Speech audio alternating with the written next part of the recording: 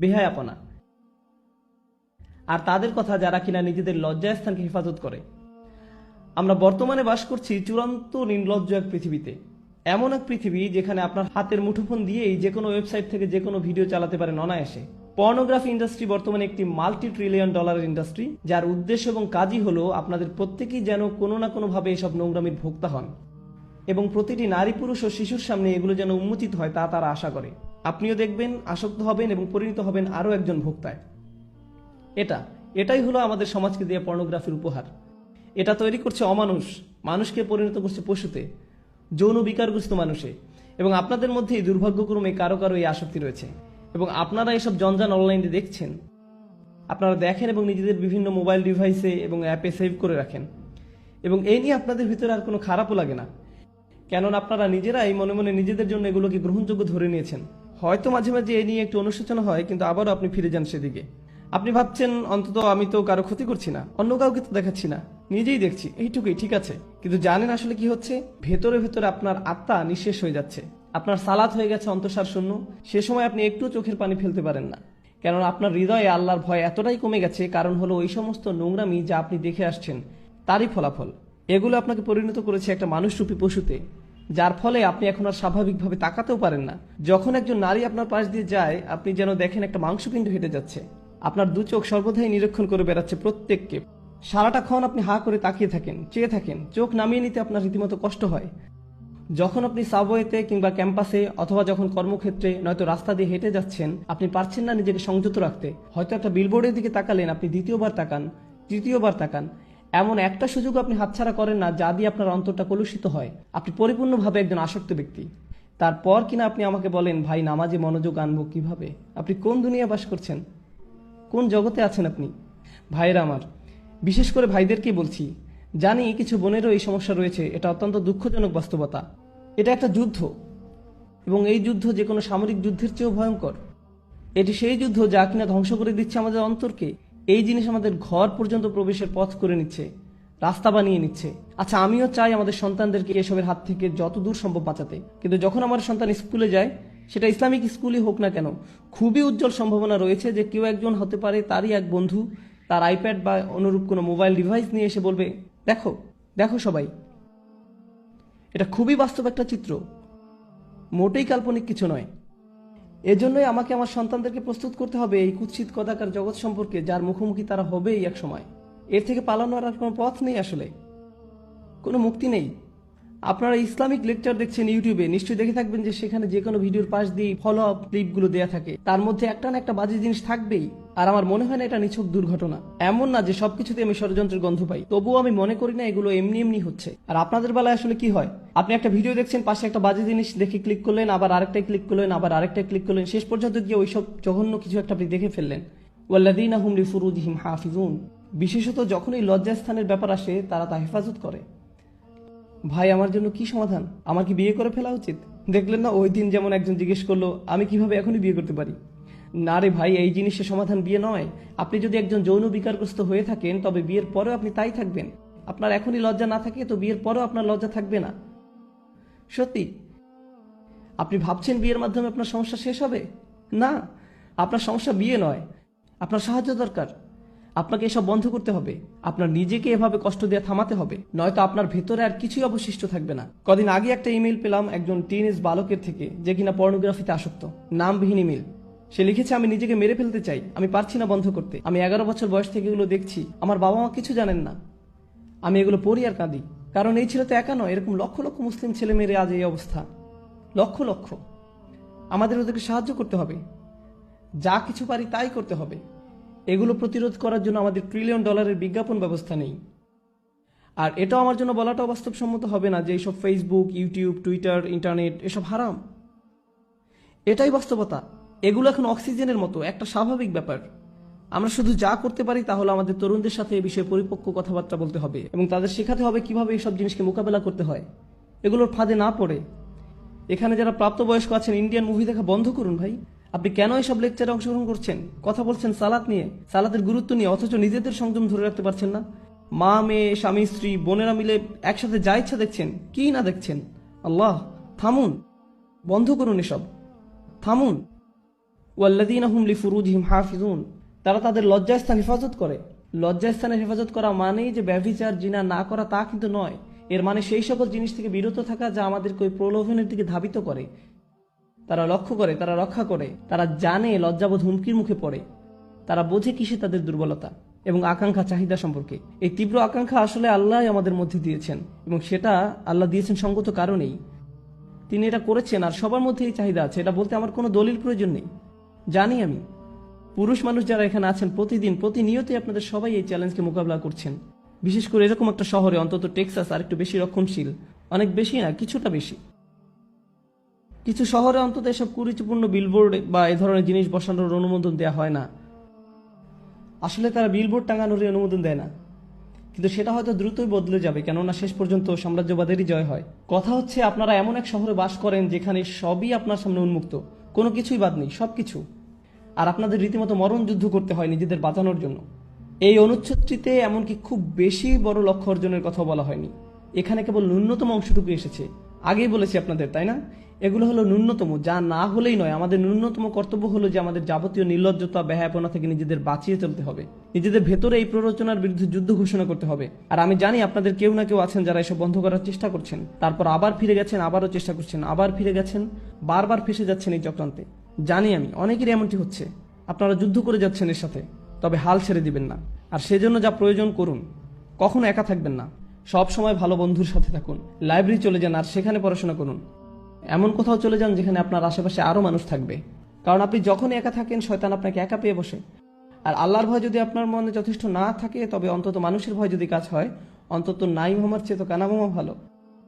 আপনারা জানেন এসব কথা অন্যখানে আমি আগেও বলেছি, বাবা মায়েদের আরো বলছি, যদি আপনার বাসায় কম্পিউটার থেকে থাকে দয়া করে সেটা ল্যাপটপ না হয়, বাসার ডেস্কটপ রাখুন। আর মনিটরটা যেন বড় হয়। আর এটা নিশ্চিত করবেন কম্পিউটারটা যেন রান্নাঘর কিংবা খাওয়ার ঘরে থাকে, বসার ঘর ব্যবস্থা করবেন না। বাচ্চাদের ঘরে তো নয়, এমনকি আপনাদের শোবার ঘরেও না। খাবার ঘরে কম্পিউটার রাখবেন, একদম সবাই দেখতে পাচ্ছে এমন দিকে মুখ করে। তুমি হোমওয়ার্ক করতে চাচ্ছ, করো, মনিটর এদিক ওদিক ঘোরাতে পারবে না, সবার মুখের সামনেই থাকবে। এভাবেই আপনাকে করতে হবে, বুঝলেন? এভাবেই আমাদের সাবধানতা অবলম্বন করতে হবে। আপনার 11 বছর বাচ্চাকে স্মার্টফোন দিবেন না, কি ভাবছেন আপনি? ব্যাপারটা মোটেও স্মার্ট নয়। বাচ্চাদের আপনারা স্মার্টফোন দিবেন না। আমি কেন এমন দেখি যে ইসলামিক স্কুলে ক্লাস 2 বা 5 এর বাচ্চার হাতে আইফোন 5। আমার নিজের আইফোন 5 নেই, আর তাদের কিনা আছে। কিসের জন্য? আপনারা জানেন এগুলো কত ভয়ঙ্কর হতে পারে? ইল্লা আলা আজওয়াজিহিম আও মা মালাকাত আইমানিহুম ফাইন্নাহুম গায়রু মালুমিন। আর তাদের স্বামী স্ত্রী ব্যতীত, তাদের অধিকারভুক্ত দাসী ব্যতীত, সেক্ষেত্রে সংযত না হলে দোষের কিছু নেই। আল্লাহ বলছেন আমাদের এসব আকাঙ্ক্ষা রয়েছে এবং আমরা সেগুলো সম্পাদন করতে পারবো, পূরণ করতে পারবো, কিন্তু শুধুমাত্র আমাদের বৈধ স্বামী স্ত্রীর মাধ্যমে। কিন্তু এর বাইরে আমরা কোনো কিছুই করতে পারবো না। আরেকটা ব্যাপার, যখন মানুষ ওই সমস্ত জঘন্য জিনিসে আসক্ত হয়, অবিরতভাবে ওইসব নিয়ে পড়ে থাকে এবং অতিরিক্ত বেশি পরিমাণে সেসবের সংস্পর্শে থাকে, তাদের দাম্পত্য জীবন হয় দুর্বিষহ। ভোগ সুখ নিয়ে তাদের নিজেদের ভেতরে এক ধরনের অলীক এবং অবাস্তব ধারণা গড়ে ওঠে এবং তখন তারা নিজেদের স্বামী স্ত্রীর কাছ থেকে সেই সুখ খুঁজে পায় না। ঘরে ঘরে এগুলো নিয়ে অনেক বড় ফিতনা তৈরি হয়, পরিবার ধ্বংস হয়ে যায়, মুসলিম পরিবার। এগুলোই বর্তমান সমাজে আমাদের হচ্ছে। আল্লাহ তাদের সম্পর্কে বলেন যারা সালাত প্রতিষ্ঠা করে। তিনি বলেন, আমি বর্ণনা করছি যারা সালাত বা নামাজ প্রতিষ্ঠা করে, এগুলো হচ্ছে মওসুফ আল মুসল্লিন, সালাত প্রতিষ্ঠাকারীর বৈশিষ্ট্য।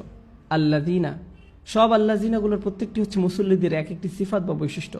অর্থাৎ যারা সালাত কায়েম করে তারাই হলো সেসব মানুষ যারা নিজেদের সালাত কায়েমের ব্যাপারে নিয়মিত এবং অবিচল। এরাই হলো সেসব মানুষ। ফামান ইবতাগা ওয়ারাআ যালিকা ফাউলাইকা হুমুল আদুন। আর যারা কিনা এই সীমার বাইরে চলে যায় তারা মূলত আগ্রাসনে লিপ্ত। এসব কাজে এক প্রকার আগ্রাসন। দেখুন, যখন কিনা আদু উল্লেখ করা হচ্ছে অথবা আদিন আসছে আদুন থেকে, আদা থেকে, ঠিক আছে? আল আদুন, আল আদাওয়া আরবিতের মানে হলো শত্রুতা। আল্লাহ বলছেন যারাই কিনা তাদের কামনা বাসনা চরিতার্থ করে হালাল পথের বাইরে, বিবাহের বাইরে, যারাই সেটা করে তারাই এক ধরনের সক্রিয় আগ্রাসনে লিপ্ত। প্রশ্ন হচ্ছে কার বিরুদ্ধে এই আগ্রাসন? কেননা আপনি যখন শত্রুর কথা বলেন তখন মাথায় আসে যে সে শত্রু কার শত্রু। যদি তারা শত্রুতে পরিণত হয় তাহলে কাদের জন্য শত্রু? আল্লাহ সেটা বলেননি, উল্লেখ করেননি কোন মাফউল বিহি কিংবা কোন জার মাজরুর। এর মানে কি হতে পারে জানেন? তারা তাদের নিজেদের শত্রু, তাদের পরিবারের শত্রু, তারা এমনকি আল্লাহর দেয়া শিক্ষার বিরুদ্ধেও শত্রুতায় লিপ্ত। বুঝতে পেরেছেন? এরাই হলো এই ধরনের মানুষ। আপনার আর আমার সবচেয়ে যে গুরুত্বপূর্ণ সম্পদ তা হলো আমাদের অন্তর, আমাদের হৃদয়। আর এই নির্লজ্জতা আমাদের অন্তরটাকে ধ্বংস করে দেয়, নিশ্চিহ্ন করে দেয়।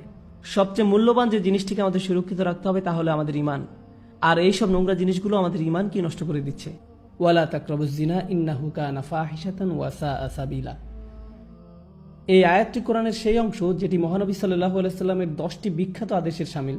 কিছু সাহাবী বলছেন এটি হচ্ছে মুসা আলাইহিস সালামকে দেয়া শিক্ষার মূলনীতিগুলোর অংশ। আবার মজার ব্যাপার হচ্ছে এই আয়াতটি যে সূরাতে তার নাম হচ্ছে বনী ইসরাইল, ইসরায়েলের সন্তানগণ। যাই হোক, এই বিশেষ আয়াতে আল্লাহ বলছেন তোমরা জিনা বা ব্যভিচারের নিকটবর্তী হও না, এটির ধারে কাছেও যেও না। তিনি এটা বলেননি লা তাজিনু, তোমরা ব্যভিচার করো না, ব্যভিচার করতে যেও না। তিনি বলেছেন তোমরা এর ধারে কাছেও যাবে না। অন্যভাবে বলা যায় এটা একটা কাজ এবং অনেকগুলো ছোট ছোট আচরণ যেগুলো কাজটির দিকে নিয়ে যায়। কাজটির একটি পরিধি আছে যা চারপাশে ঘুরতে থাকে এবং আপনি কাজটির ধারে কাছেও যেতে পারবেন না। যেই সংবেদনশীলতা নিয়ে কোরআনের ভাষা আল্লাহ রাব্বুল আলামিন ব্যবহার করেছেন, আমাদেরকে সেই ভাষা বুঝতে হবে যাতে আমরা আল্লাহর বিজ্ঞতার তারিফ করতে পারি এবং বুঝতে পারি কিভাবে তিনি আমাদের পরামর্শ দিচ্ছেন যাতে আমরা সমস্যাগুলো উতরে উঠতে পারি। আল্লাহ আযজা ওয়া জাল্লা আমাদেরকে বলছেন কিছু কাজ আছে যা করা হারাম নয়। আপনি এই কাজগুলোর দিকে আঙুল উঠিয়ে বলতে পারবেন না যে এই কাজগুলো করা ভুল, কিন্তু যখন আপনি এইসব কাজে যুক্ত হয়ে পড়বেন তখন মহাকর্ষীয় ক্ষেত্রের একটা টান অনুভব করবেন, যেটা আস্তে আস্তে একটু একটু করে আপনাকে অবশেষে হারাম কাজের দিকে টেনে নিয়ে যাবে এবং অবশেষে কাজটা আপনাকে দিয়ে করাবে। আপনারা জানেন শয়তানের বিষয়ে আমরা একটা জিনিস জানি। আমি লক্ষ্য করেছি যে শয়তান অত্যন্ত দূরদর্শিতা সম্পন্ন। সে একবারে আপনাকে ধরে না, সে আপনার কাছে আসবে এবং আস্তে করে একটু একটু একটু একটু করে আপনাকে পথভ্রষ্ট করবে, যতক্ষণ না পর্যন্ত আপনার চরিত্র নষ্ট করতে পারে। শয়তান আপনার কাছে একবার এসেই আপনাকে দিয়ে খারাপ কিছু করাতে পারে না। আপনারা জানেন আদম আলাইসাল্লামের এবং হাওয়া আলাইসাল্লামের গল্পেও, ইনশাআল্লাহ আমরা যখন সেই গল্পে যাব ওই গল্প থেকে কোরআনের জ্ঞান সম্পন্নতা সম্পর্কে আমরা জানব। যেভাবে শয়তান অগ্রসর হয়েছিল সূরাতুল আরাফে এটি বলা হয়েছে, শয়তান অবিরামভাবে সেটা একবারই করেনি। ধরুন শয়তান আসলো এবং বলল, হেই দেখো গাছটা কি চমৎকার, তাই না? এরপর সে চলে গেল। না না না না, সে এমনটা করেনি। সে চরমভাবে নিরন্তর ছিল। সে একটু একটু করে পথভ্রষ্ট করেছিল এবং তাদের মনের মধ্যে এমন এক ধারণা গেঁথে দিয়েছিল যতক্ষণ না তারা মনে করেছিল এটা তাদেরই অভিপ্রায়। আপনারা জানেন, এবং যখন মানুষ শয়তানের কথা শুনতে শুরু করে, এটি একই সূরাতে আল্লাহ বলছেন ইন্না ইবাদি লাইসা লাকা আলাইহিম সুলতান, আমার বান্দাদের উপর তাদের মানে শয়তানের কোনো কর্তৃত্বই থাকবে না। অন্যভাবে বলা যায় যেসব লোক সত্যিকারভাবে আল্লাহর কাছে আত্মসমর্পণ করে তাদের উপর শয়তানের কোনো কর্তৃত্ব থাকে না। কিন্তু যারা আশ-শায়তানু ইয়াউদুকুম ফাকরাউ ইয়ামুরুকুম বিল ফাহশা, সূরাতুল বাকারা, শয়তান আপনাকে আদেশ করবে বেলাল্লাপনা করার জন্য। অন্যভাবে বলা যায় যখন আপনি শয়তানের কথা একটু শুনবেন আপনি তাকে একটু শক্তি দিচ্ছেন, আপনি তার কথা আরেকটু ভালোভাবে শুনবেন তো আপনি তাকে আরেকটু বেশি শক্তি দিবেন। আর আপনি যখন তার কথা অবিরামভাবে শুনতেই থাকবেন একসময় সে আপনাকে আদেশ করবে। আপনি নিজেকে এমনভাবে বলবেন যে আমি আমার নিজেকে সাহায্য করতে পারছি না, আমি এটা জানিও না, আমি জানি না কি করে আমি কম্পিউটার বন্ধ করব, আমি জানি না কিভাবে প্রতি রাতে এটা হয়ে যায়, আমি জানি না কিভাবে আমি ওইখানে ওই চ্যাটগুলো করি, আতঙ্ককর ওয়েবসাইটগুলো লগ ইন করি, আমি এইসব কেন করছি, লিফটে অথবা যখন আমি রাস্তা হেঁটে যাই কেন আমার চোখ আমি নামিয়ে রাখতে পারি না, আমি নিজেকে সাহায্য করতে পারছি না, আমি জানি না কি করা উচিত। আর আপনি জানেন শয়তান আঁকড়ে ধরে, বেশ শক্তভাবে আঁকড়ে ধরে, বদ অভ্যাসযুক্ত চক্রের মধ্যে আপনাকে টেনে নিয়ে যাবে। আমরা বলতে পারি এটা আস্তে আস্তে খারাপ, আরও খারাপ, আরও খারাপ এবং অধিকতর খারাপের দিকে টেনে নিয়ে যায়। আপনি যদি এটা স্বীকার না করেন তাহলে এটা অধিকতর খারাপের দিকে যায় আর এটা আপনার আত্মা একদম ধ্বংস করে দেয়। আল্লাহর সাথে আপনার সম্পর্ক নির্ভর করে আপনার অন্তর কতটা পরিষ্কার তার উপর।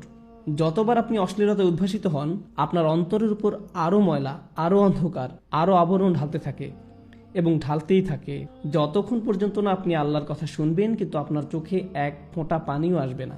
এটা আসবে না কারণ আপনার হৃদয় এতই কঠিনে পরিণত হয়েছে যে আপনি যত অনাবৃত অবস্থা দেখেছেন, যত পাপ করেছেন চোখ দিয়ে সবসময়, আর আপনি এটার গুরুত্বও দিচ্ছেন না। আপনারা জানেন একটা সুন্দর হৃদয় যন্ত্রণাগ্রস্ত হয় যখন অসমীচীন কিছু একটা দেখে যা আল্লাহর নির্দেশের সাথে সামিল নয়। এটা আকর্ষিত হয় না বরং যন্ত্রণাগ্রস্ত হয়। অবিলম্বে তার বিবেক চাঙ্গা হয়ে ওঠে, অস্থিরতা বন্ধ হয়ে যায়। যখন আপনার এরকম হৃদয় থাকবে, এরকম অবস্থায় যাবেন, আপনি নিজেকে নিয়ন্ত্রণ করতে পারবেন। এগুলোর মধ্যে ভালো কিছুই খুঁজে পাবেন না, আপনার এমন কোনো অনুভূতিই হবে না। আপনার এই অনুভূতিও হবে না যে এটা ভুল। যেটা হবে, আপনি কোনো বোনের দিকে তাকানোর আগে তার আশেপাশে দেখবেন যে অন্য কেউ তাকে দেখছে কিনা এবং তারপর আপনি ভালো দৃষ্টি নিয়ে তাকাবেন। দেখবেন যে আল্লাহর ভয় একদমই নেই। একমাত্র যে ভয়টা আছে সেটি হলো পাপের ভয়। পাপ ছাড়া আর কোনো ভয়ই নেই। কি ভীষণ অতিমানবিক অবস্থা এটি। আল্লাহ বলছেন ইয়ালামু খাইনাতাল আয়ুনু ওয়া মা তুখফিস সুদূর। তিনি জানেন চুরি করে তাকানো, একটু এদিক সেদিক তাকানো, তিনি এটা জানেন। আপনার একটু চাহনি, আপনার তাকানোর মানে কি, এবং তিনি জানেন আমাদের বক্ষস্থল কি লুকিয়ে রাখে। আপনারা কি জানেন আমি এই বিশেষ আয়াতটি কেন আলোচনা করছি? তোমরা জিনার নিকটবর্তী হও না, ইন্নাহু কানা ফাহিশাতান। এটা সবসময় একটা অস্থিরতা, বেলেল্লাপনা, অশ্লীল কাজ। ওয়াসা আসাবিলা, একটা ভয়ঙ্কর পথ। আল্লাহ এটাকে একটা পথ হিসাবে বর্ণনা করছেন। ভয়ঙ্কর পথ, পথে পদক্ষেপ থাকে, ঠিক? পথ মানেই পদক্ষেপ। আপনাকে শনাক্ত করতে হবে আপনি কোন পদক্ষেপ নিচ্ছেন। এই পদক্ষেপ নিতে আপনাকে কি করতে হচ্ছে? আপনারা জানেন প্রত্যেকটা কাজের কিছু প্রক্রিয়া থাকে, কিছু চক্র থাকে। স্কুলের পরে আপনি কয়েক ঘন্টা সময় পাচ্ছেন আপনার পিতামাতা বাসায় ফেরা পর্যন্ত। আপনারা জানেন আপনি কিছু বন্ধুর সাথে ঘুরছেন যাদের কোনো মান নেই। প্রত্যেকটা সময় আপনাকে শনাক্ত করতে হবে কোন কাজগুলো আপনাকে পাপের দিকে টেনে নিয়ে যায়। আমাদের গোড়া থেকে এগুলো কেটে ফেলতে হবে। আমাদেরকে এই পথে গা ভাসিয়ে দেওয়া বন্ধ করতে হবে। ওয়াসা আসাবিলা। আমার কাছে এই আয়াতের অসাধারণ দিকটি কি জানেন? যেভাবে এটি সম্পৃক্ত করা হয়েছে। এই আয়াতের পরে আল্লাহ তাআলা বলছেন, তোমরা মানুষ হত্যা করো না। ওয়ালা তাকতুলুন নাফসাল্লাতী হারামাল্লাহু ইল্লা বিল হক। তোমরা নির্দোষ মানুষকে হত্যা করো না। আল্লাহ জিনাকে প্রথম অপরাধ হিসাবে উল্লেখ করেছেন এবং হত্যাকে দ্বিতীয় অপরাধ হিসেবে। আপনি কি চিন্তা করতে পারছেন? আপনি মনে করেন হত্যা অনেক বড় অপরাধ, ঠিক?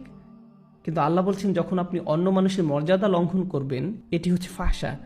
আপনি যখন মানুষকে নিয়ে এভাবে চিন্তা করবেন তখন আপনি নিজের এবং তার মর্যাদা লঙ্ঘন করবেন।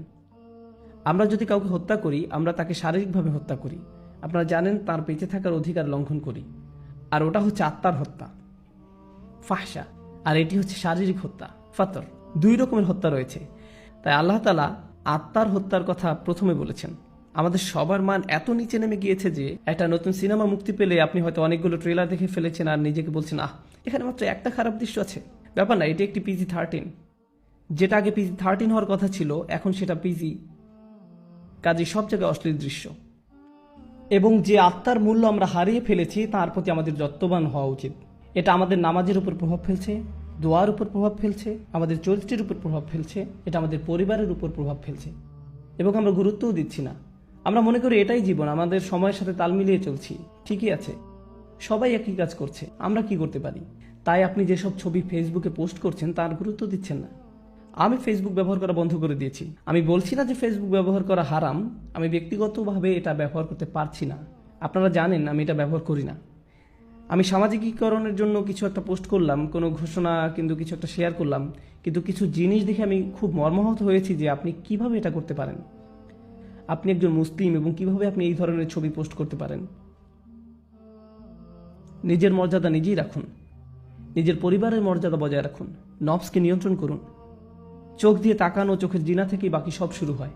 অন্য সব কিছু এখান থেকে শুরু, অন্য সব কিছুই চোখের জিনা থেকে শুরু।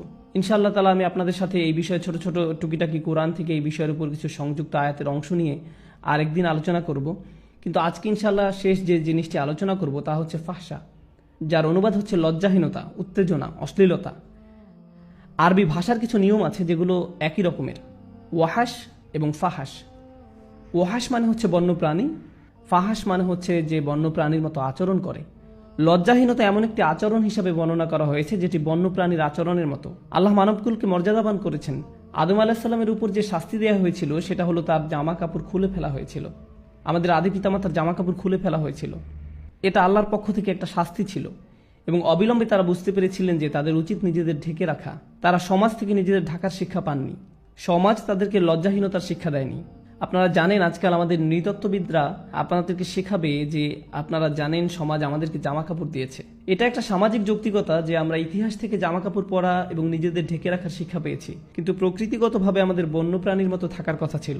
আদম আলাহিসাল্লাম সমাজ থেকে কিছু শিখেননি, তাকে আল্লাহ বিবেক দিয়েছিলেন এবং যখন তার কাপড় খুলে ফেলা হয়েছিল তিনি প্রকৃতিগতভাবেই তাড়াতাড়ি নিজেকে ঢাকার চেষ্টা করেছিলেন। আমাদের আদি পিতামাতা নিজেকে ঢাকার চেষ্টা করেছিলেন। আমাদের এমন মানুষ হওয়া উচিত যেন আমরা আমাদের নিজেদের ঢেকে রাখতে পারি এবং অন্যদের দিকে না তাকিয়ে অন্যদের মর্যাদা দিতে পারি। যদিও তারা নিজেদের মর্যাদা নিজেরা রাখতে না পারে, তবুও আমাদেরকেই তাদের মর্যাদা দেওয়া উচিত, কারণ ওরাও আল্লাহর সৃষ্টি। এবং আমাদের নিজেদের প্রতি সম্মিলিতভাবে মানবকুলের প্রতি বেশি সম্মান বোধ থাকতে হবে, তাদের দিকে না তাকিয়ে যেভাবে এক বন্যপ্রাণী অন্য প্রাণীর দিকে তাকায়। আল্লাহ আজ্জাল্লাহ আমাদের আধ্যাত্মিকতা বৃদ্ধি করে দিন।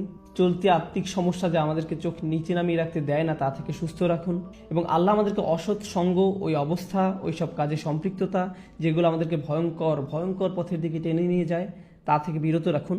আল্লাহ আজ্জাল্লাহ আমাদের শুদ্ধ সুস্থ আধ্যাত্মিক জীবনের পথ পরিষ্কার করে দেন এবং সহজ করে দিন। বারাকাল্লাহু লি ওয়া লাকুম। আসসালামু আলাইকুম কোরআন উইকলি। আসসালামু আলাইকুম কোরআন উইকলি। নবী করিম সাল্লাল্লাহু আলাইহি সাল্লাম আমাদেরকে বলেছেন, যে লোক অন্যকে ভালো কাজের দিকে নির্দেশ দেয় সেও ওই ভালো কাজের সওয়াব পাবে। আমাকে অনুগ্রহ করুন এবং আপনাদের সবাইকে অনুগ্রহ করুন, এই ভিডিও থেকে যদি ভালো কিছু পেয়ে থাকেন তাহলে ভালোটা শেয়ার করুন, বন্ধু এবং পরিবারের সাথে শেয়ার করুন, সওয়াব পান। এটি অত্যন্ত সুন্দর একটি প্রকল্প। আমি সত্যিকার অর্থেই কোরআন উইকলি সফলভাবে চালানোর জন্য সবাইকে তারিফ করছি। আমি দোয়া করছি যাতে আল্লাহ তাদেরকে আরও বেশি বেশি করে রহমত দান করেন, তারা আরও ভালো ভালো কাজ করুক। আল্লাহ বলছেন, যারা মানুষের প্রতি কৃতজ্ঞতা জানায় তারা আল্লাহর প্রতি কৃতজ্ঞতা জানায়। আল্লাহ মানুষকে সৃষ্টি করেছেন কষ্ট সহ্য করার জন্য, এবং তিনি মানুষকে সৃষ্টি করেছেন ভারী বোঝা বহন করার জন্য। লাকাদ খালাকনাল ইনসানা ফি কাবাদ। আমরা অবশ্যই মানুষকে সৃষ্টি করেছি ভারী বোঝা বহনের জন্য এবং কঠোর পরিশ্রমের জন্য। মানসিকভাবে আপনি লড়াই করছেন, শারীরিকভাবে আপনি সহ্য করছেন, আপনি লড়াই করছেন। হতে পারে আপনি স্বাস্থ্যের জন্য লড়াই করছেন, আর্থিকভাবে লড়াই করছেন, মানুষের কারণে লড়াই করছেন। এই জীবন আল্লাহ এটি নকশা করেছেন কঠিন করে। কখনো হয়তো আপনি অন্যের দিকে তাকান এবং আপনি বলেন, আমার চেয়ে তাদের জীবন অনেক সহজ, কিন্তু আপনি জানেন না আল্লাহ তাদের আসলে কি অসুবিধা দিয়েছেন। এটি আপনার কাছে অদৃশ্য। প্রত্যেকেরই সমস্যা আছে, প্রত্যেকেরই চ্যালেঞ্জ আছে। আপনি উদাহরণস্বরূপ চিন্তা করতে পারেন যে ফেরাউনের বিশাল রাজত্ব ছিল, সাম্রাজ্য ছিল, সে সময়ের বিশ্বের বৃহত্তম সেনাবাহিনী ছিল, সমস্ত সম্পদ যা একজন মানুষ চাইতে পারে, সমস্ত শক্তি যা একজন মানুষ চাইতে পারে, সমস্ত স্ট্যাটাস যা একজন চাইতে পারে, তার সব আছে। তাহলে কিভাবে তার সব কিছু আছে আর মুমিনদের কাছে কিছুই নেই? অথচ আল্লাহ তার সম্পর্কে বর্ণনা করেছেন যে সে ভয়ঙ্কর আতঙ্কিত অবস্থায় বাস করত। অনুরিয়া ফিরআউনা ওয়া হামানা ওয়া জুনুদাহুমা মিনহুম মা কানু ইয়াহযারুন। তারা ভয়ের মধ্যে বাস করত। সে রাতে বিভিন্ন দুঃস্বপ্ন দেখত। সে কোনো কিছুতেই শান্তি পেত না। কখনো কখনো মানুষের কাছে বস্তুগত জিনিস থাকে কিন্তু তাদের মনে শান্তি নেই। কখনো কখনো মানুষের শারীরিক সুস্বাস্থ্য থাকে, তবে তাদের মানসিক স্বাস্থ্য ভালো থাকে না, তাদের মানসিক শান্তি নেই। সুতরাং সমস্ত মানুষকে আসলে সংগ্রামের মধ্য দিয়ে যেতে হয়, এবং এটি বিশ্বাসী এবং অবিশ্বাসী সবার ক্ষেত্রেই প্রযোজ্য। সুতরাং প্রথম যে জিনিসটি আমি আপনাদের সকলের কাছে পৌঁছাতে চাই এবং একই সাথে নিজেকেও মনে করিয়ে দিতে চাই, তা হলো আমরা বিশ্বাসী, কিন্তু এর অর্থ এই নয় যে তার ফলে আমাদের সমস্যাগুলো অদৃশ্য হয়ে যাবে। এটি এমন নয় যে আমি বিশ্বাসী তাই আমার কোনো দুঃখ থাকবে না, অথবা কারণ আমি বিশ্বাসী তাই আমি কোনো কিছু নিয়ে উদ্বেগ অনুভব করব না, আমার পারিবারিক সমস্যা হবে না, বা আমার আর্থিক সমস্যা হবে না, স্বাস্থ্যগত সমস্যা হবে না, বা অন্য যে কোনো কিছু। বিশ্বাস করুন, আল্লাহর উপর আমাদের বিশ্বাস, আল্লাহর সাথে আমাদের সম্পর্ক, তা আমাদের সমস্যা সমাধানের জন্য না। আমাদের জীবনে যেসব মানুষ আমাদের সমস্যায় ফেলেছে তা থেকে মুক্তি দেওয়ার জন্য এটি নয়। এটি আমাদের বিশ্বাসের উদ্দেশ্য নয়। যদি আসলে তাই হতো তাহলে নবীগণ আলাইহিসসালাতু ওয়াসসালাম, আল্লাহর সাথে যাদের সর্বাধিক ঘনিষ্ঠতা ছিল, তাদের জীবন সবচেয়ে সহজ হতো। তারা ভাবতেই পারত যে তারা দোয়া করবে আর তাদের সমস্ত সমস্যা অদৃশ্য হয়ে যাবে। কিন্তু যদি আপনি নবীদের জীবন অধ্যয়ন করেন, তারা আল্লাহর নিকটতম মানুষ আলাইহিসসালাতু ওয়াসসালাম, কিন্তু তাদের জীবন সবচেয়ে কঠিন। আবারও বলছি, তাদের জীবন সবচেয়ে কঠিন, এবং কখনো কখনো তাদের কাছে সবচেয়ে কঠিন সময় আসে, এমনকি দূরের শত্রুদের কাছ থেকে নয়, এটি তাদের নিজেদের পরিবার থেকে আসে। অন্য কথা, এটি তাদের কাছে আসে যাদের থেকে তারা পালাতে পারবে না। তারা প্রতিদিন তাদের সাথে আছে, তারা তাদের সাথে তাদের পুরো জীবন কাটাচ্ছে, কিন্তু তারা এই সমস্যাগুলি থেকে দূরে যেতে পারছে না। সুতরাং মানুষকে আসলে তৈরি করা হয়েছে এবং এমন একটি পরিস্থিতিতে পাঠানো হয়েছে যে তাদের প্রতিনিয়ত লড়াই করতে হবে, তাদের মোকাবেলা করতে হবে খুব কঠিন পরিস্থিতি, খুব কঠিন সময়। এমনকি মানুষ তাদেরকে এটি মোকাবেলা করতে হবে জীবনের অংশ হিসেবে, এবং এর সাথে ঈমান থাকা বা না থাকার কোনো সম্পর্ক নেই। এমন নয় যে আপনার যদি আরও ঈমান থাকে তাহলে আপনার এই সমস্যাগুলো হবে না। আসলে মানুষ মনে করে অনেক বেশি ঈমান থাকলে জীবনে আর কোনো সমস্যা থাকবে না। আল্লাহ আমাদের সৃষ্টি করেছেন এবং আমাদেরকে একটি ঝড়ের মধ্যে রেখে দিয়েছেন। কল্পনা করুন, সাগরে ঝড় উঠেছে, আপনি সেই ঝড়ের মধ্যে, চারিদিকে উত্তাল সাগর, এবং আপনি আপনার ছোট নৌকায় আছেন, এবং ক্রমাগত আপনি ডুবে যাওয়া নিয়ে উদ্বিগ্ন। আপনি তাদের সম্পর্কে উদ্বিগ্ন যারা আপনার সাথে আছে। তো এখানে বিশ্বাসের কাজ কি? এটি আপনাকে শক্তি দেয়, এবং এটি আপনাকে ঝড়ের মধ্য দিয়ে যাওয়ার ক্ষমতা দেয়, পথ চলতে নির্দেশনা দেয়। এর অর্থ এই নয় যে আপনি ভিজে যাবেন না, এর অর্থ এই নয় যে কখনো কখনো নৌকা প্রায় ডুবে যাবে না। তবে আপনার এখন এর মধ্যে দিয়ে যাওয়ার ক্ষমতা রয়েছে এবং ঝড় থেকে বাঁচার ক্ষমতা রয়েছে। দেখলেন তো, এটাই আমাদের বিশ্বাসের উদ্দেশ্য। এটা সমস্যা থেকে মুক্তি পাওয়ার জন্য নয়। যখন আমি পাপ করি, যখন আপনি পাপ করেন, মানুষ তা দেখে না, কেউ তা দেখে না। আপনি এমন কাজ করতে পারেন যা সম্পর্কে কেউ জানে না। আপনি কারো সামনে চিহ্নিত নন, কোনো ক্যামেরা চালু ছিল না, কোনো সাক্ষী ছিল না, তাই না? মানুষ জানে না, আপনার বাবা মা জানে না, আপনার জীবনসঙ্গী জানে না, আপনার ভাই বোন জানে না, মানুষ জানে না। প্রথম যে শিক্ষা আল্লাহ আমাদেরকে দিচ্ছেন, কে জানলো বা না জানলো তাতে কিছু যায় আসে না। প্রত্যেকবার পাপ করার সময় আপনি যেন আল্লাহর সামনে বিবস্ত্র, আপনি আল্লাহর সামনে উন্মোচিত এবং আপনি নিজের সামনে উন্মোচিত। পাপের দুজন সাক্ষী থাকে। প্রথম সাক্ষী হলেন স্বয়ং আল্লাহ এবং দ্বিতীয় সাক্ষী আপনি নিজে।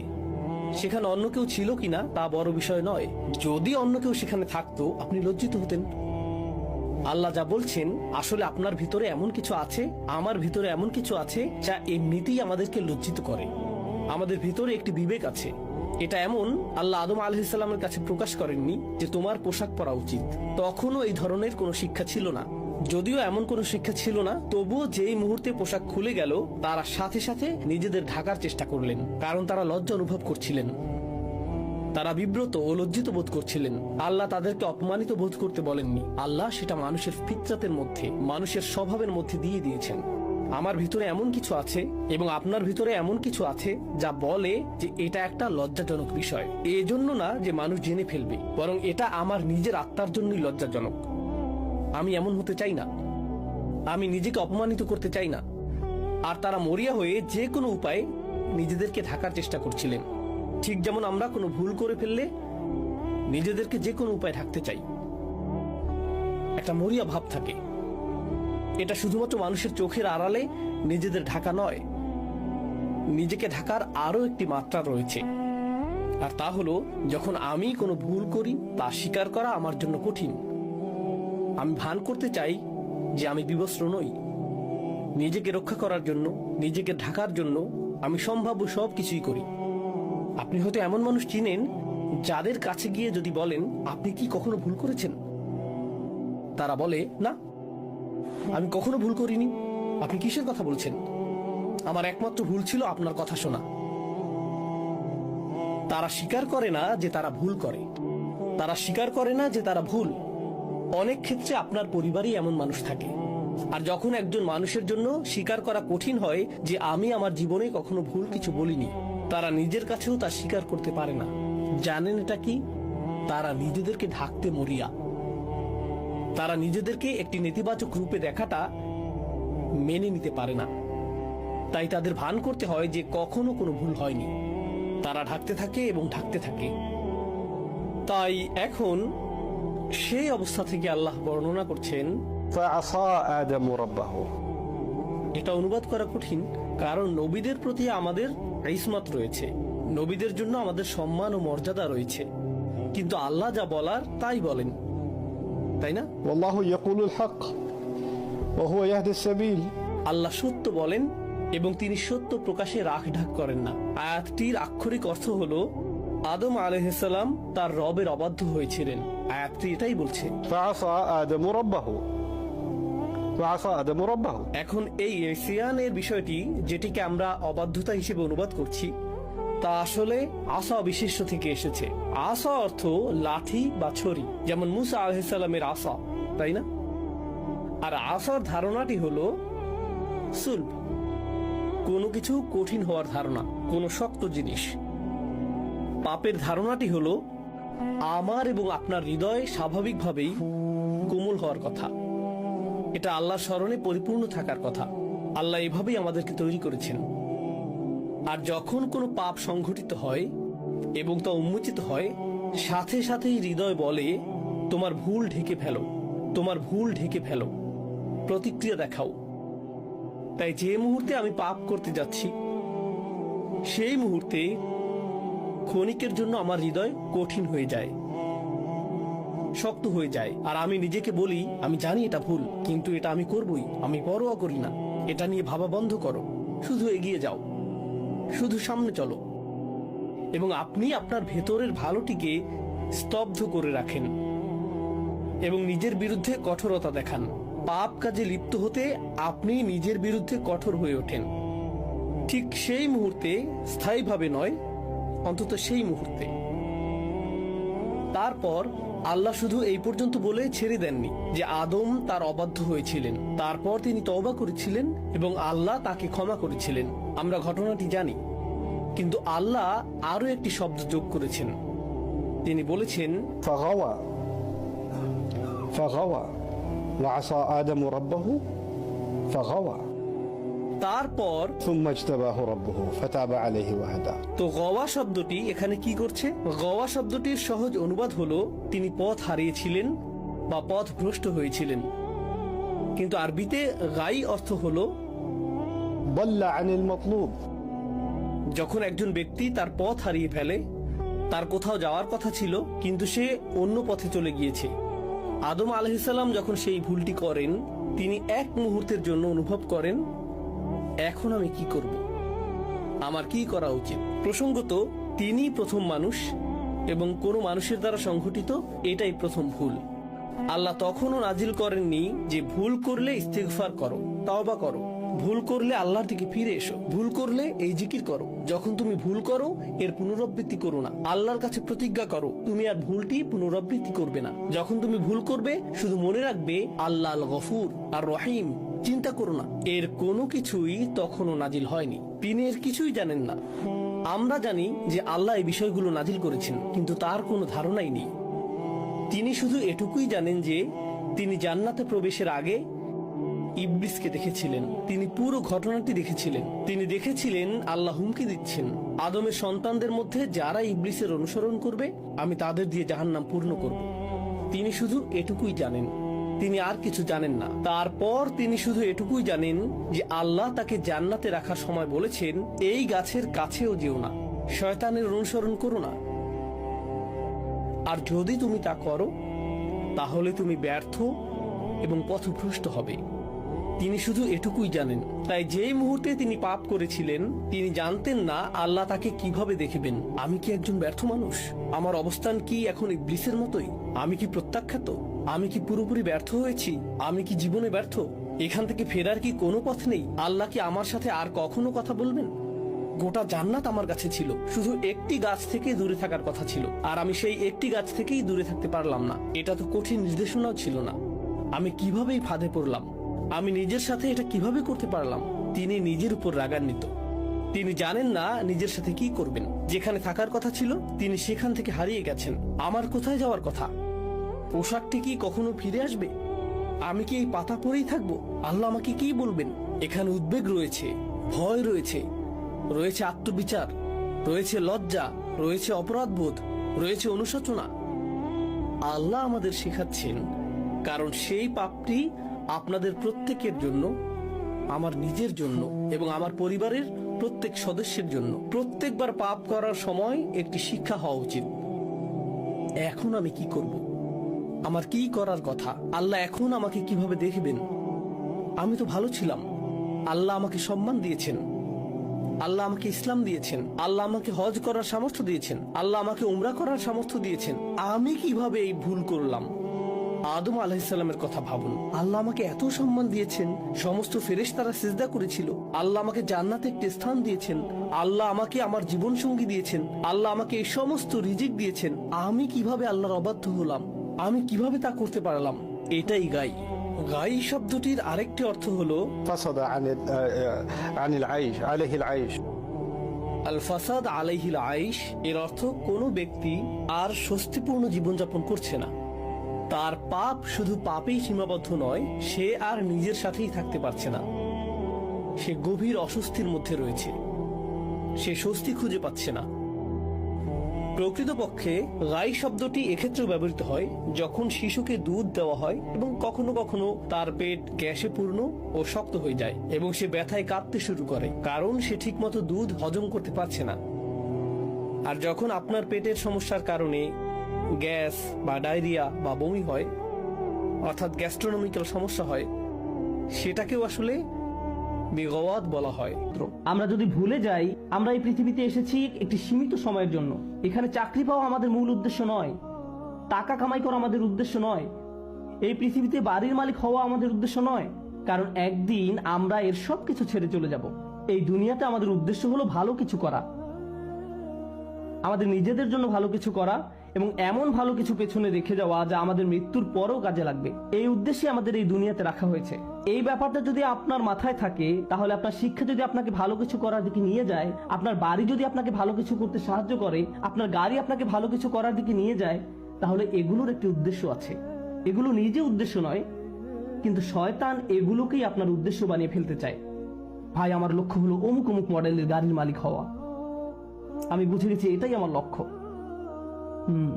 এটা আসলে কোনো লক্ষ্য নয়, এটা একটা বস্তুগত জিনিস মাত্র। আর এই জিনিসটি শেষ হতে শুধু একটি অ্যাক্সিডেন্টই যথেষ্ট। যে বাড়িটি নিয়ে আপনি এত বেশি মগ্ন হয়ে আছেন, শুধু একটি ভূমিকম্প এটি ধ্বংস করে দেওয়ার জন্য যথেষ্ট। একবার আগুন লাগলেই শেষ। এই জিনিসগুলো আর এমন কি, এগুলো আসে আর যায়। দুআফাত তালিবু আল মাতলুব। শয়তান এভাবে আমাদের মনকে এসব তুচ্ছ বিষয়ে নিমজ্জিত করে রাখে। এর ফলে আমরা ভুলে যাই যে আল্লাহ আমাদেরকে বৃহত্তর উদ্দেশ্য নিয়ে সৃষ্টি করেছেন, কিন্তু সে আমাদের সামনের দিকে থেকে আক্রমণ করে ক্ষুদ্র বিষয়ে আচ্ছন্ন করে রাখে। ফলে আমরা আমাদের সৃষ্টির উদ্দেশ্যের কথা ভুলে যাই। শয়তানের সামনের দিক থেকে আক্রমণ করা নিয়ে সর্বশেষ যে কথাটি বলতে চাই, আপনাদের অনেকের কপালে হয়তো সামনে অনেক টাকা আছে, আবার কারো কারোর জন্য জীবন হয়তো অনেক বড় বড় চ্যালেঞ্জ অপেক্ষা করছে, আল্লাহ জানেন। কারো কারো জীবন হয়তো অনেক সুখ অপেক্ষা করছে, আল্লাহ জানেন, আমরা জানি না। কিন্তু একটা বিষয় আমরা সবাই জানি, সবারই সময় রয়েছে। কারো হয়তো কয়েক সেকেন্ড, কারো হয়তো কয়েক বছর, কারো হয়তো কয়েক দশক সময় হাতে আছে। কিন্তু একটা ব্যাপারে আমরা নিশ্চিত যে আমাদের সবারই হাতে সময় আছে। শয়তান যখন আপনাকে সম্মুখ ভাগ থেকে আক্রমণ করে, সে চায় আপনি যেন আপনার সময়কে কোনো মর্যাদা না দেন। সে চায় ভালো কাজ করার সময় আসলে আপনি যেন এভাবে ভাবেন যে আরে ভাই, আমার হাতে এখন অনেক সময় আছে, ভালো কাজ করার জন্য এত তাড়াহুড়ার কি আছে। কিন্তু যদি প্রবৃত্তির কোনো কামনা চরিতার্থ করতে হয়, তাহলে সাথে সাথে করতে হবে। প্রতিবার নামাজের সময় আপনার সাথে ঠিক এমনটাই ঘটে। জোহরের সময় যখন আসে, মসজিদ থেকে আজানের শব্দ ভেসে আসে, আপনার ঘড়ির অ্যালার্ম বেজে ওঠে, মোবাইলের অ্যাপ থেকে আজানের শব্দ শোনা যায়, আপনি তখন কি করেন? পজ বাটন টাচ করেন। নিজেকে এভাবে বলেন, মাত্র তো আজান দিল, নামাজের এখনো অনেক বাকি আছে। আর ভিডিও গেম খেলতে হলে এখনই, সিনেমা নাটক দেখতে হলে এখনই, কিন্তু নামাজ পড়তে হলে সময় বাকি আছে, এখনো অনেক সময় বাকি আছে। ভার্সিটিতে ক্লাসের ফাঁকে যদি আপনি কিছুটা সময় পেয়ে থাকেন, ব্যাগে কোরআন আছে, তখন ইচ্ছা করলে ব্যাগ খুলে কোরআন পড়তে পারেন। পরে, এখন না, আমি তো পড়বো কিন্তু এখন না। কিন্তু যে কোনো তুচ্ছ, অর্থহীন, বাজে কাজ ফেসবুক বা ইনস্টাগ্রামে স্ক্রল করতে করতে কখন যে 30-40 মিনিট পার করে দেন টেরই পান না। এমনকি ক্লাসের জন্য কখনো কখনো দেরি হয়ে যায়। অর্থহীন কাজের জন্য ঠিকই সময় বের করে নিলেন, এর কারণ হলো শয়তান চায় আপনি যেন আপনার সময়কে কোনো মূল্য না দেন। সে চায় আপনি যেন আপনার মূল্যবান সময়কে অর্থহীন কাজে ব্যয় করে নষ্ট করে ফেলেন। এভাবে আপনার সময় নষ্ট করার মাধ্যমে সে আপনার ভবিষ্যৎ ধ্বংস করে দেয়। তারপর যখন জীবনের একটা পর্যায়ে এসে পেছনে ফিরে দেখেন, তখন ভাবেন, ভাই, আমি জীবনে কত সময় যে অযথা কাজে ব্যয় করে নষ্ট করেছি। এরপর জীবন নিয়ে হতাশ হয়ে পড়েন। এই খেলাটাই শয়তান আমাদের সাথে খেলে। এভাবে শয়তান বিভিন্ন কৌশলে সামনের দিক থেকে আমাদের আক্রমণ করে। আমি আল্লাহর কাছে দোয়া করছি, আল্লাহ যেন আমাদেরকে এইসব আক্রমণ থেকে সতর্ক থাকার তৌফিক দান করেন, এবং আল্লাহ আজ্জা ওয়া জাল্লা কখনো যেন আমাদের সেসব লোকদের অন্তর্ভুক্ত না করেন যারা বাস্তবতাকে তার প্রকৃত রূপে চিনতে ব্যর্থ হয়। রাসূলুল্লাহ সাল্লাল্লাহু আলাইহি সাল্লাম বলছেন, ও আল্লাহ, আমি চাই আপনি আমাকে বাস্তব বিষয়সমূহ আসলেই যেমন তেমন ভাবেই দেখান। এটা আমার শেষ উপদেশ। কিভাবে আমরা শয়তানের এই আক্রমণগুলো মোকাবেলা করব? প্রথমে এগুলো শনাক্ত করতে হবে, তারপর আমাকে আপনাকে ক্রমাগত বাস্তব বিষয়গুলোর প্রকৃত রূপ খতিয়ে দেখতে হবে। আমাদের মোবাইলের অ্যাপগুলো চালাতে গেলে আমরা শুধু ইউজার ইন্টারফেস যেমন গ্রাফিক্স, মেনু ইত্যাদি দেখতে পারি, কিন্তু এগুলো আসলে প্রকৃত অ্যাপ নয়। এর পেছনে সোর্স কোড আছে, আপনি সেই কোড দেখতে পান না, আপনি শুধু ফ্রন্ট এন্ড দেখতে পান। ঠিক তেমনি বাস্তব জগতে যা কিছু দেখতে পান তা শুধু উপরের অংশ দেখতে পান, শুধু কভার দেখতে পান, কিন্তু এর পেছনে অন্য আরেক বাস্তবতা রয়েছে, এর পেছনে ইঞ্জিন রয়েছে। সমস্যা হলো আমরা কোনো কিছুর বাহ্যিক রূপ দেখে এর মূল্যায়ন করি, এর পেছনে যা আছে সেটাই যে আসলে মূল্যবান আমরা তা জানার চেষ্টাও করি না। কোরআন এই কাজটাই করে। কোরআন শুধু এই দুইটি চোখ দিয়ে দেখতে বলে না, এখানেও আরো এক সেট চোখ রয়েছে। লাহুম আ'য়ুনুন লা ইউবসিরুনা বিহা। তাদের চোখ রয়েছে কিন্তু তা দ্বারা তারা দেখে না, অর্থাৎ তারা আসল রূপ দেখে না, তারা শুধু বাহ্যিক ব্যাপারটা দেখে। আমাদেরকে অন্তর্চক্ষু দিয়ে তাকাতে হবে যা প্রকৃত রূপ দেখতে পারে। যদি এমনটা করতে পারেন তাহলে যেভাবে আপনি সময় ব্যয় করেন, বিভিন্ন বিষয় নিয়ে চিন্তা করেন, বিভিন্ন জিনিসের মূল্য দিয়ে থাকেন, বিভিন্ন জিনিসকে গুরুত্ব দিয়ে থাকেন, তার সবকিছুই পরিবর্তিত হতে শুরু করবে। কারণ দিন শেষে আল্লাহর সাথে সাক্ষাৎ করার পূর্বে আমাদের হাতে জীবনের যে অংশটুকু বাকি আছে তার মূল ব্যাপার হলো ইউনাব্বাউল ইনসানু ইয়াউমাইযিন বিমা কদ্দামা ওয়া আখার। কিয়ামতের দিন মানুষকে জিজ্ঞাসা করা হবে কোনটাকে তুমি প্রাথমিক পর্যায়ে গুরুত্ব দিয়েছো আর কোন ব্যাপারটাকে দ্বিতীয় পর্যায়ভুক্ত মনে করেছো। সবকিছুর মূল কথা এটাই, আমি আপনি যত সিদ্ধান্ত নিয়েছি তাতে কোনটাকে প্রায়োরিটি দিয়েছি আর কোনটাকে ফেলে রেখেছি।